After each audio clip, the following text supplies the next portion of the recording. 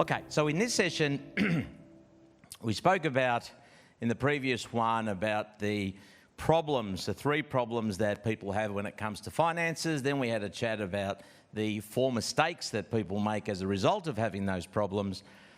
And then we spoke about the 5 Ps, the actual 5 Ps to financial prosperity, and the solution that I guess that I've been working on and that I go through with clients. So in this session, we're going to go through the 5 Ps in detail. So Noah, if you can just get the initial P up for a second. And as I said, we're not going to cover the whole lot in detail, because I mean, we run it as a sort of 4 to 6 weeks program when we're working with clients. But what I do want to do is give you some good takeaway. And the 2 main areas that we look at in the first meeting with clients is we go through their goals and objectives. The other thing we're going to look at is your risk profile. Okay, your attitude to risk. Are you conservative? Are you are you aggressive? Are you whatever that is? But let's just look at your goals and objectives first. Now, when it comes to your goals and objectives, actually, you know what we'll do? I want you to, can I bring that up, David? I want you to each, if you've got a pad, right, you're making notes, what I want you to do is to write down your goals and objectives, and we're going to break them up into 3 areas. This is what we do when we're speaking with clients. So, goals and objectives. I want you to, in the first section, I want you to list some goals and objectives that you want to achieve in the next 12 months. Now, let me clarify a little bit about goals and objectives. So, goals and objectives are things that you may want to achieve financially, or they may be non-financial goals, but they'll have an impact on you financially. Okay? So, let's say I want to travel overseas. I want to do a round-the-world holiday. That's not a financial goal, but that has an impact on me financially. So we need to plan that out, right? So put down section 1, 12 months. And I want you to start writing a few things. The second section is 1 to 5 years. The third one is 5 years plus.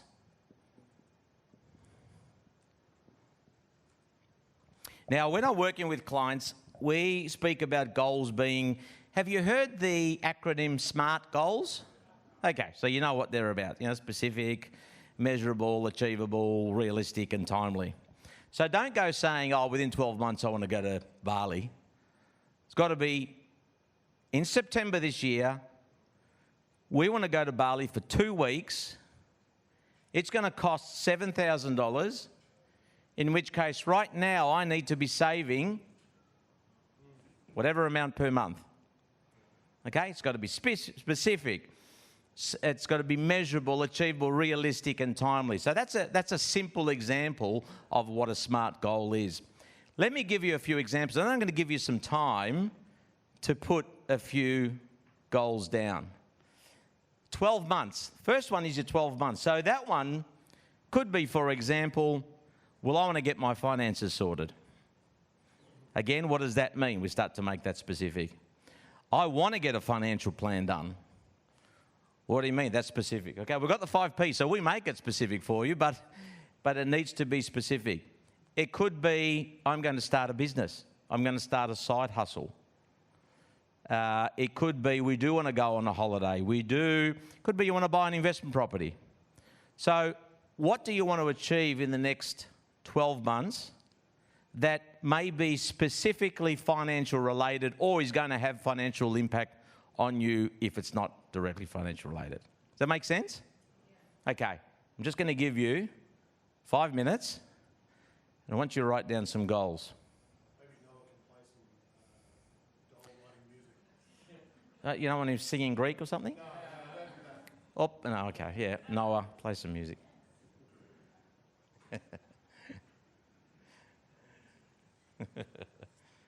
Maybe the Zorba.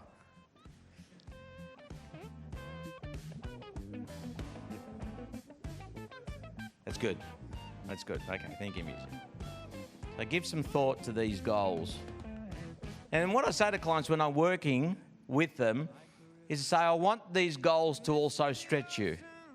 Right? This is not, David mentioned that, I work on some figures, but also go for another 30%. Let's put them in there. If you say, my passion is, I want to become a golfing coach, because maybe you love golfing, let's put it in. Because then when we're doing the 5 Ps and we're talking through a financial plan, we can have that discussion about, well, what does that mean?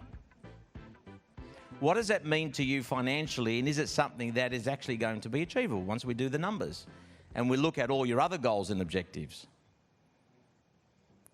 So just don't give it too much thought, right? Just put down anything that comes up, because anything that comes up is in your heart. Not all of them are going to be achievable. Not all of them are going to be real. Not all of them, but just put it down, and you will end up with, 1 or 2 key goals. Do you remember when it all began? It seemed impossible we'd ever understand that a day would come when it would all be a memory. Ooh, ooh, ooh, ooh. But like a little boy's time capsule that's been buried in the ground, I'm gonna do a little digging, and I'll show you what I found. And ooh, what's done is done. Tomorrow seems so far away, but now I'm praying it won't come. 'Cause baby, I was wrong. I never thought we'd all move on. But now the world, Maybe if we give you another minute. I lived it and I think 5 minutes is probably a bit too long for this session. They used to say Another minute, we'll go on to never last. Your the next set of future goals. turns fast. Now I don't believe what I see, 'cause time flies by me so damn fast. Could be that you want to restore a particular relationship. Your partner, a brother, a parent, sister, whatever the case is. What does that look like? If it's with a partner, what does that mean? Does that mean going away? Does that mean a trip? Does that mean date nights? Does that mean whatever that means? We've got to factor that in. Only make it so far.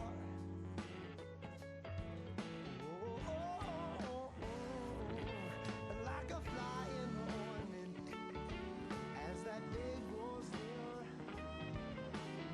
near. Okay. The next section, from a time perspective, is this 1 to 5 years. So the next 1 to 5 years could be something like, we need to upsize our house. We need to downsize our house. Could be, we want to have 2 investment properties in the next 5 years. It could be, we want our business to double. Right? Doesn't exclude business goals either, although it's more personal in this context. It could be, I reckon our current car is probably going to last 2 years, but beyond that, it's going to be 250,000 Ks and we're going to need to replace it. What does that mean? What does that look like? If that happened today, how much would you spend? Would you finance it? Do you have the cash for it? Maybe you've got a salary packaging option you can do. Maybe you've got your own business and you're able to, get it sorted through there. So these are the sorts of things that fall into the 1 to 5 years. So just spend the next 30 seconds or so writing down what may be yours. 30 seconds to a minute.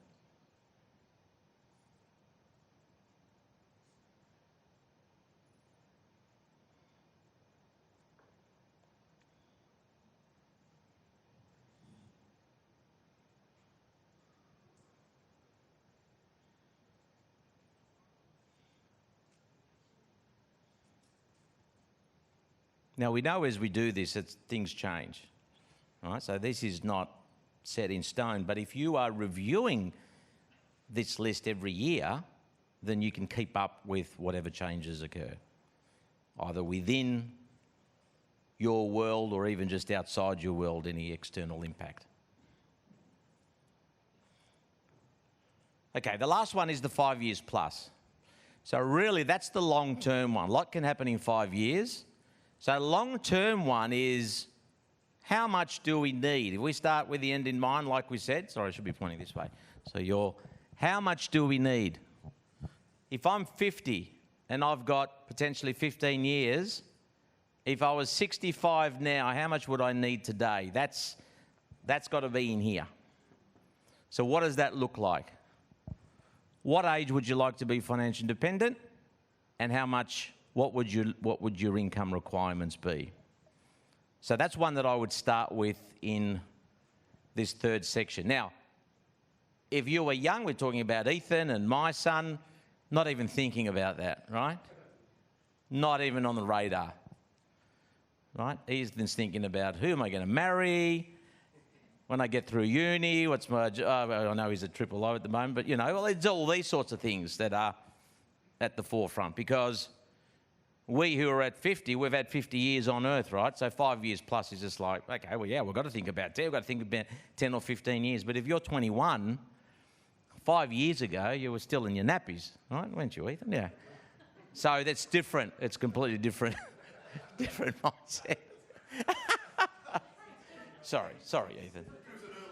But you know what I mean.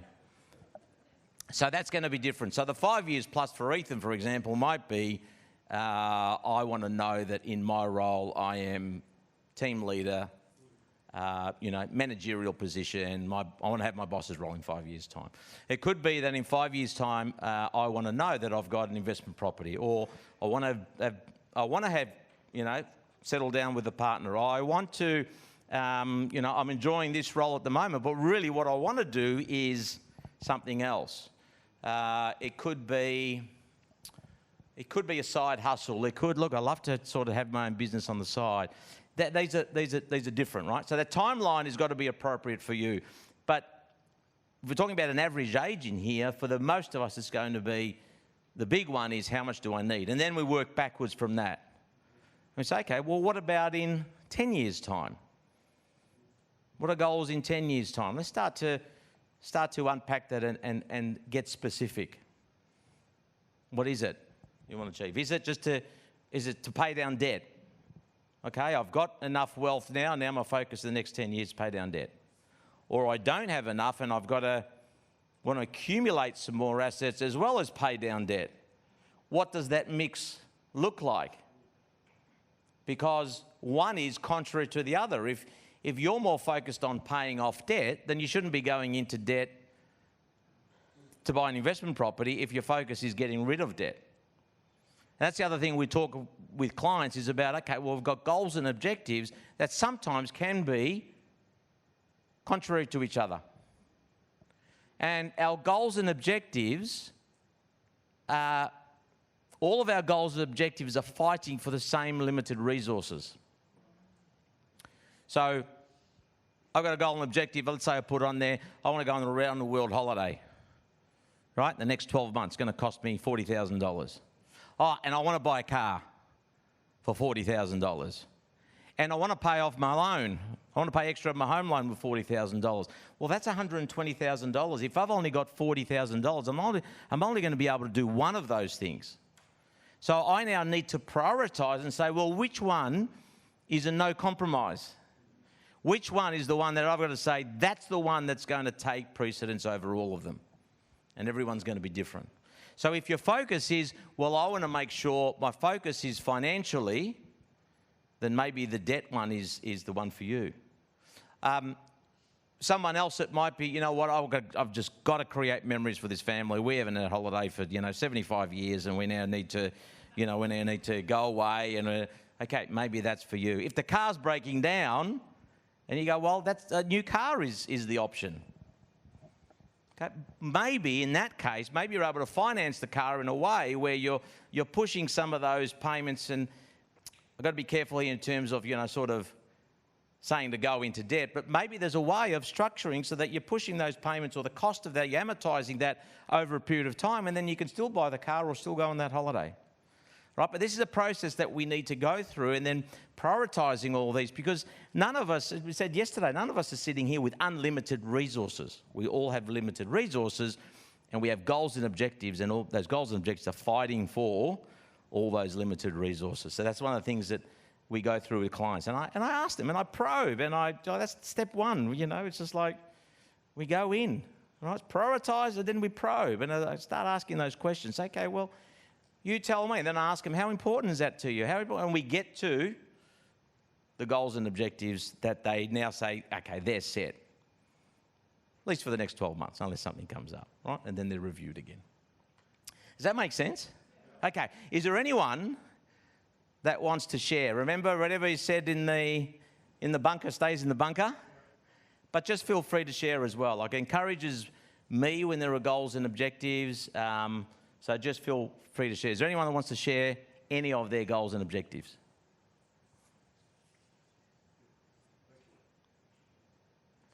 No one. No one wants to share? Vivian, you don't want to share, Vivian? No, Vivian's good. Vivian's good. Okay, Vivian just, yes, we have a taker. Thank you. From the back row. There's a trouble in the back row. Well, first of all, I need more time to think about these things because I need to process my brain a little bit longer. But what I've written down is I'm waiting on a transfer of a building into my name, so I'm hoping that happens this year. Yep. We've got a medical practice at Wyong that I would love to see it really stable and flourishing financially. I would love to see that this year. I'd love to be working 3 days a week. That's this year. Do you want me to keep going? Okay, I love that. I love that third one because it's specific. Yep. Right? You want to be working 3 days a week. Yep. The other two are a bit more general. That first one sounds like there's not a lot you can do about it. You've probably done all you can. You're just waiting for the title to. The second one about having a more stable practice, that's too general. Yes. All right. Well, what does a stable practice look like? So not that we do it here, but what I'm saying is that just start to unpack that and say, well, stable practice looks like this amount of turnover, that profitability, this amount of staff. That's where you start to. 4 full-time GPs. There you go. She's That's got what it. we need. Yeah. That's what we need. Okay. Yeah. It's good. 1 to 5 years is build and sponsor 1 or more orphanages. Love it. Take my grandkids on a few quality holidays. Awesome. That's all I've got. Yeah, awesome. Thank you. Give her a round of applause, please. Yeah, really good. So you can see the difference between something that's specific and something that's general, but really good. Thanks for sharing. Anyone else? Yep. So in the next 12 months, I want to grow my own personal coaching clients to 30 to 40. At the moment, it sits a lot lower because I've been doing back of house practice management over our entire company. But I want to grow my own personal one to 30, 40, which allows me to replace other less important income streams that I've been using to subsidise what we need to run a family and stuff like that. So because that's an area of passion, but it allows me to get specific on what I want to do. We also want to start, my wife and I, we want to start another income stream through buying and renovating houses and or buying with the ability to use them as short-term rentals, those sort of things. So we want to get our first one of that this year. And then the location is either USA or Europe because we've got both family and work over in those, but we want to be able to take, my wife and I want to be able to take our 4 kids for a month-long holiday to one of those destinations. Awesome. Yeah. Awesome. I'd love to come. Thank you. That second one is an interesting one about the property, right? That sort of flipping, renovation and flipping type thing. Because one of the things you need to look at is, okay, if I'm allocating capital to this property, how long is it going to take me to a point where I can then flip it? What's that process look like? What are my holding costs of that property? Right, because you've got holding costs of if you've borrowed, you've got interest costs that you've got to carry and fund, and but also how long is it going to take me? So what are the buying costs, the selling costs, the stamp duty that's involved? How long is it going to take me? And therefore, I've got to factor that into that profit, because I've had lots of people who have made money on flipping properties, and lots of people who thought it was that easy because they heard someone else do it, have tried it, and have done their proverbials on it, right? So these are sorts of things that you go into. Okay. Good one, good one. Round of applause for Berin. Thank you. All right, thank you. You get the drift, right? You get the drift. We're now going to go on to risk profile. So these are the two, and I want to do this justice as well in the last 10 minutes that we have. Who can tell me what a risk profile is, or what risk is? Actually, let's start with what risk is. When we're talking about financial planning, investing in particular, what is risk? Can someone tell me? The chance? Chance to lose your dough. Yep. What else? Chance to lose your dough. Yep. What else?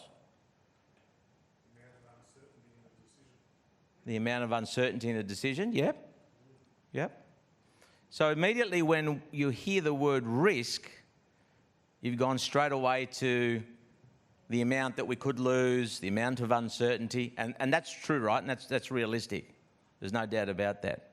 There's the other side, which says, I'm going to look at the risk in this deal, the risk in this investment, but also going to calculate the return and see if it's worth it. So if I said to you that I was talking with Deb in the break, we were talking about different properties around Australia and the different returns. So if you're buying a property in Melbourne or Sydney, typically it'd be X amount that you would be spending, but because you're laying out a large amount of capital, the income as a percentage of the amount that you're spending needs to be considered, because that's part of the return. Yeah, sure, you've got the capital growth, but then we've got the income return as well. So if I'm going to allocate $700,000 to a property, I've got capital that I need to allocate. I've got to maximise my return on that capital. So I look at that and I say, okay, $700,000, if I put that in the bank, I could probably get 2.5%, 3% at the moment. Not a lot. Let's take inflation into account. It's going backwards, right? But 2.5%, 3%. If I put it into property, yes, I'm going to get some capital growth, but my income return might only be 3.5% or 4% as well. Melbourne's sort of around 4.4, thereabouts. But if I spend less and I go to a region such as Townsville or these other regions that some of the property experts are saying, okay, well, these are growth. Well, I only need to spend about $350,000 and I'm getting, potentially 6 or 7% income return. So would that be considered a good return for the risk that you're taking? From an income perspective, it would be, right? So when we're looking at risk, we need to have the discussion around return as well.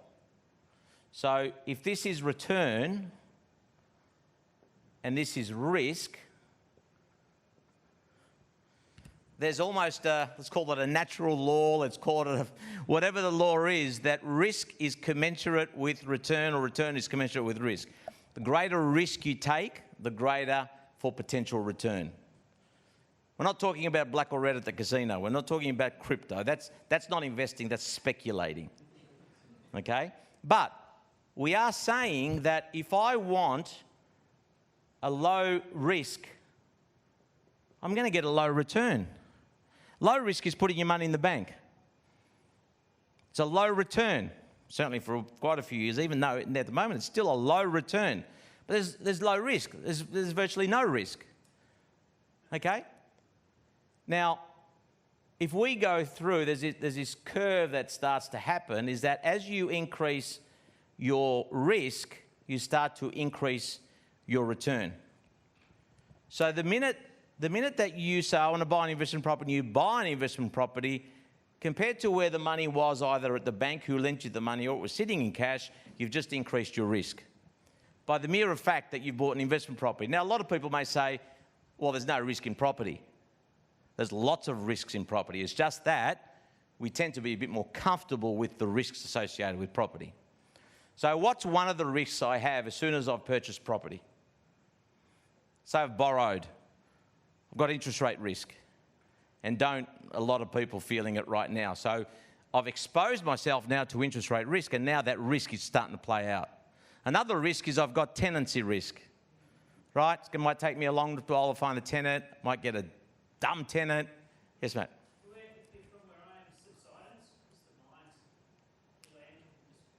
Yep. I had a client years ago who came through Light FM, electrical engineer, earning good money, was working up at the mines. This was northern WA. And all his buddies, they all bought houses sort of down in the main. They were about $650,000 at the time, but the rent that they were receiving was $800 to $1,000 a week. Huge, right? Massive, great income return. But what happened was the mine really started to, I can't remember if the mine collapsed or something happened, and it started, and they were laid off. Now they could not sell that property. They tried for $150,000. No one was interested in buying that property. Okay, so what's the return there? Well, okay, he was getting a really good return. The risk was very high, and it just didn't play out that way. Okay, so it's important to know what the relationship between risk and return is. So if you invest in property, you believe that, okay, this property is going to be worth more today, in the future than it is today. Time horizon plays a part as well. If you've only got 12 months and you say, where do I put my money? You're not really going to park your money in property for 12 months, are you? Because you're going to purchase the property, you're going to pay stamp duty, buying costs, and then you're going to pay potential capital gains or whatever. The costs in Australia, when it comes to property, eat through any potential profit over a short period of time. That's a long-term play. Shares are a long-term play. But we know that if the research is done, you get good quality property and good quality shares, that over time they do grow.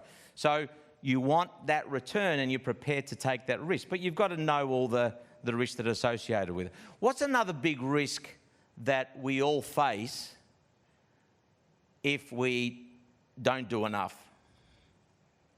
It comes back to how much do I need? Right? There's a bigger risk that's starting to loom for a lot of people, and I mentioned the 50-year-olds tend to sort of come through. What's the risk that typically they're feeling? So they haven't done enough, and now what's looming is the risk of not having enough. So the question then becomes: you said, okay, do I lower my risk now? Do I be very conservative? And what impact does that have on achieving financial independence? Because if I don't take enough risk, then the risk is I'm not going to have enough. So which one feels more uncomfortable? Well, the younger you are, it's more uncomfortable to, it's more comfortable not to take any risk from that perspective. But I get to sort of my late 50s and I'm going to go, okay, now I'm feeling uncomfortable about not having enough. Okay, and so there are some people in some instances who need to increase their risk in order to increase their return to reach their goals. This is why everyone's different, right? Because everyone's in different circumstances. So that's risk and return. Risk profile sort of plays into that. So we have a questionnaire that clients go through. It gives us a result in terms of where you sit from a risk profile perspective. And typically, the majority of people, so for you mathematicians, it's what's called a bell curve. Bell curve just means if this is very conservative and this is very aggressive, so we're high growth here and low here, where do you sit? You're either one extreme where you're very conservative and we're not going to put any money in there. Years ago, I had a client that came and they said, I want to invest in property. I said, well, that's great. So we're looking at some property now. So which bank are you talking to? From a finance perspective, oh, no, we're not borrowing. So we don't have the cash. How are you going to do it? Oh, I don't know, but we don't want to borrow. We hate debt. So if you're very conservative, you're going to be down that end. If you're a risk taker, then you're going to be down that end. That's an actual graph of the risk profile of Australians. the majority fall in there. Why? Well, because no one wants to invest and be conservative. I want some return. Oh, I don't want to take too much risk. Well, hedge our bets. We'll go somewhere in the middle. So what tends to happen is most people then say, okay, well, I want some money in growth assets, so shares and property, and I want some in what we call defensive assets, which are cash, bonds, fixed interest type product, term deposits. So what that mix is for you is going to be different than the next person. And I've had clients that have come in where the one partner's over there and the other partner's over here, and that's an interesting discussion. All right?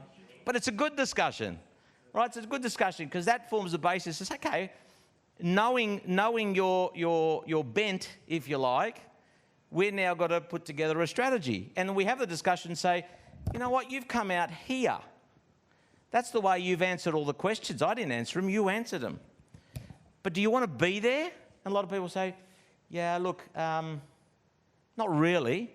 I understand, because once you actually talk to people and you explain what's a growth asset, what's a defensive asset, what's the risk and return, and you start to explain it, they say, actually, no, I think I'm probably somewhere in here.